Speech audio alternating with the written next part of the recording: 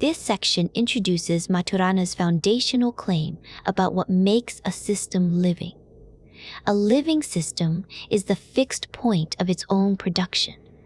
Its components produce exactly the network of processes that produces those components. Maturana's wager, framed here across the two essays, is that this closure, later named Autopoiesis, a word deliberately chosen without history, is both necessary and sufficient to characterize the living. And his second claim is that cognition is the same circularity seen from outside, already present in life, rather than added to it. Purpose, function, and goal are unnecessary.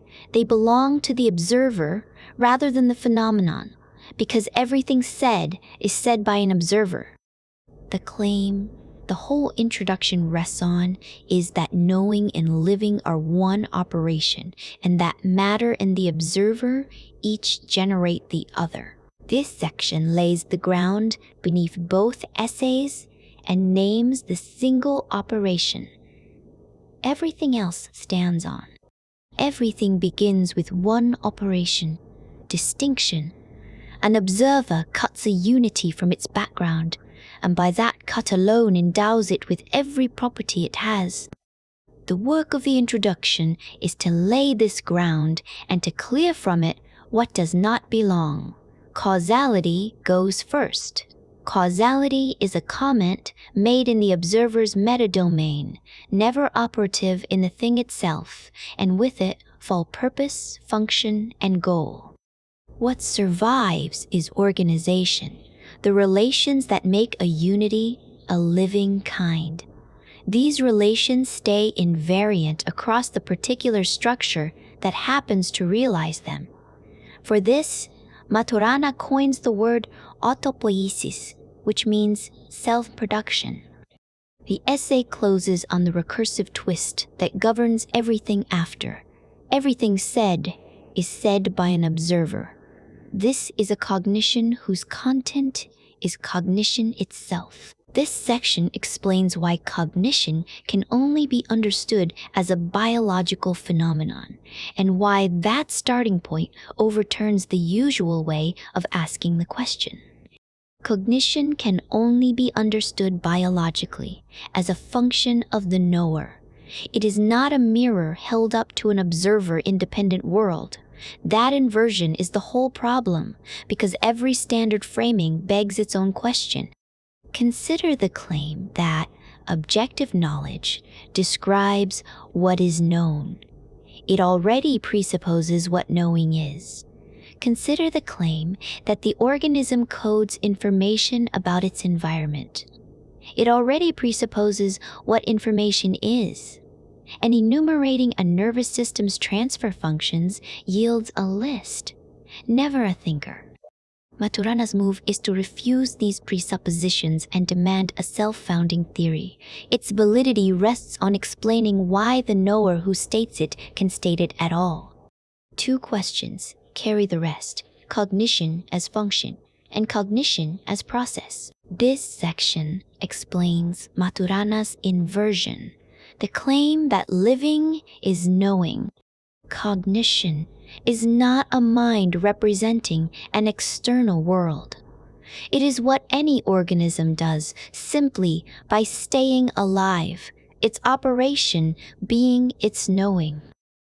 The smallest generative move is to refuse the correspondence picture. An organism does not gather information about an environment and encode it. Information, environment, and objective knowledge exist only in the observer's description, never inside the system's own operation. So the essay collapses. Two questions usually kept apart: what is life and what is knowledge, into one. The boundary that reveals the structure is this: strip the observer away and no representation remains, only a system maintaining itself. This section explains Maturana's account of what cognition is at its root. The claim to hold onto is simple: to live is already to know. Maturana's move begins by defining a living system as a circular organization, one that produces the very components that sustain its own circularity. That closure does something unexpected. It predicts a niche, meaning the classes of interaction the system can undergo without dissolving. Every internal state demands certain conditions in order to reach the next state. So the loop is a standing wager, a bet that what happened before will happen again. Cognition then names this closure, enforcing its own continuation. A mind that reads an outer world is not required for it, nor even a nervous system. A cell running photosynthesis already cognizes. The nervous system only widens the domain of what can be tracked out to pure relations. Here is the primitive to carry forward. Knowing is the maintenance of self-referring circularity, and the world that is known is exactly the world that circularity implies. This section explains what living is, as a structural closure, and how cognition follows from it. Living is a fixed point, a circular organization whose sole product is the same organization that produces it. From that one closure, Maturana derives cognition. It falls out as the system's persistence, condition, never as a picture of an outside world. To stay closed, the organism requires that certain interactions recur. Its organization thereby predicts classes of interaction, and that predictive domain simply is its cognitive domain. Knowing equals living. One phenomenon under a single description. The niche is whatever the organization predicts, so no environment stands independent for the organism. The observer narrating all this is himself another such system, every description bottoming out in a living self-reference. This section explains why the functional unit of cognition cannot be the neuron. Push the functional unit down to the neuron, and it dissolves in your hands. Maturana's move, in Chapter 4, is this. Every neuron is strictly deterministic at each instant, a definite transfer function from an afferent class to an effector pattern. Yet those transfer functions drift with the organism's history. So no cell and no fixed collection of cells can hold a stable role in generating behavior. What stays invariant is conduct itself. That alone is the nervous system's functional unit. Here is the generative primitive. A cell responds to a class of input configurations, treating as equivalent the inputs an observer would see as unrelated. Classification sits in the wetware before anything cognitive. And here's the boundary. Sameness of behavior is defined by the observer, never by any neuron. This part explains what the functional unit of the nervous system really is. A neuron does not respond to its input. It responds to a class of input configurations that it itself defines, and two of its states count as the same by shared class membership, not by copying any external cause. That single move, where the response is indexed to the system's own states and never to the thing outside, scales to the whole nervous system. The system is operationally closed.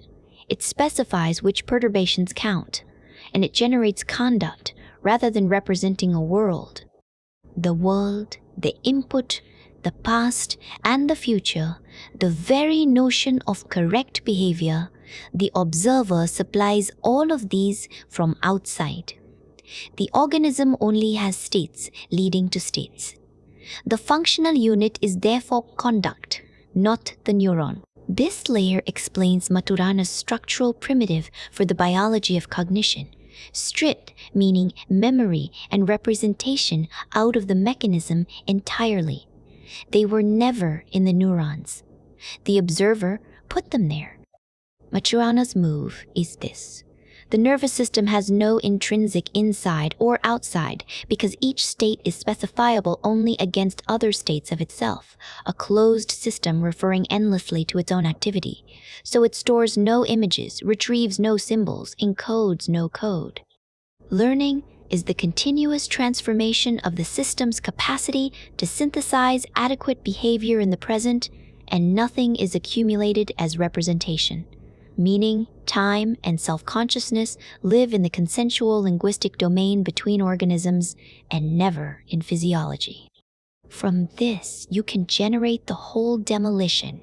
Any explanatory term that smuggles in reference is the observer's projection and never a neural fact. This section explains why the nervous system is operationally closed and what follows from that single move. The nervous system never touches the world. Every one of its states is specifiable only against its own other states. This makes it operationally closed. It maintains certain relative activities, constant with reference only to other relative activities of itself.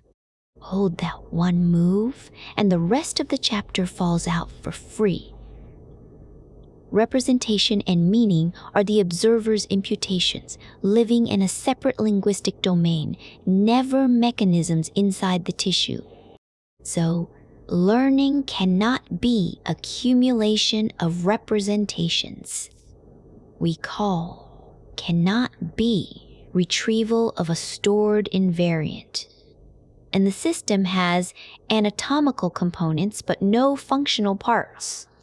The closed loop is the primitive, everything. Maturana strips away. He strips because meaning was never in the substrate to begin with. This section explains the single distinction that generates every conclusion in Maturana's closing chapter. One cut generates all 11 conclusions, the boundary between the observer and the closed system he observes. A living system only ever traverses its own self-subservient states. It has no input, no output, no environment, no goal, no object of knowledge. Every such term names a relation. The observer supplies from his own cognitive domain, interacting at once with the organism and with what he separately calls its world. Cognition, then, is a system generating a field of behavior inside a domain closed on itself, the pilot flying by his instruments alone, congratulated on a landing he never saw. Hold that one distinction, and reality as independent entities collapses into a domain of descriptions. Each conclusion becomes something you can regenerate yourself. This section explains why knowing is not reaching an outside world, but operating well inside a domain the system itself lays down. Knowing is not apprehending an outside. It is operating adequately inside a domain that the system itself specifies. The chapter closes the loop. The book opened at its start. The observer is a living system, so any account of cognition must fall out of the living organization rather than stand above it. That organization is circular. Its product is the very organization that produces it, so it is operationally closed, with no inputs and no outputs in its own functioning, only a sequence of self-subservient states. Think of the blind pilot holding his instrument readings. He never touches the world. He is said to fly through. So reality collapses into a domain of descriptions, and the question, what is the object of knowledge, becomes an empty question. This section explains autopoiesis, the single idea that defines what a living thing is. Life reduces to self-production. The components are substitutable, and purpose is something an observer imports.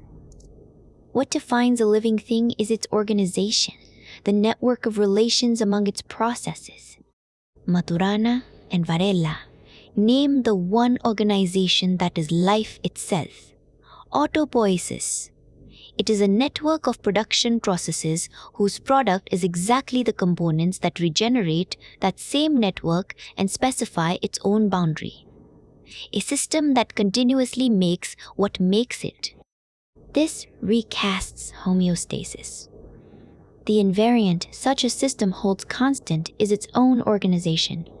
Every molecule may turn over while identity survives.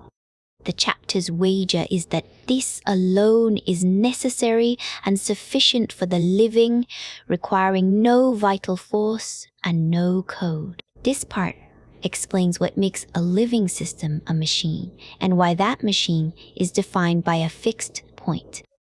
A machine is its organization, the relations its components must satisfy, indifferent to which components happen to satisfy them. Structure is merely one realization among many. Living systems are the machines that hold that organization itself constant as their invariant through a network of production processes whose product is precisely the components that regenerate the network. This is autopoiesis, self-production as a fixed point, the operator whose output is itself. From this single closure, the chapter's whole harvest follows. Autonomy, meaning every change is subordinated to preserving the organization. Individuality, meaning identity, owing nothing to an observer.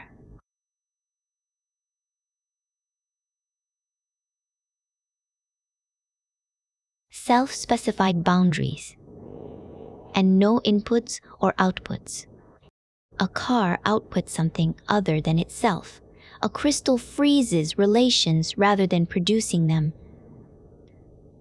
Life is the invariance of a production rule. This section explains why purpose is dispensable once a living system is specified as autopoietic. Purpose is a relation across a cut, never a property inside the thing.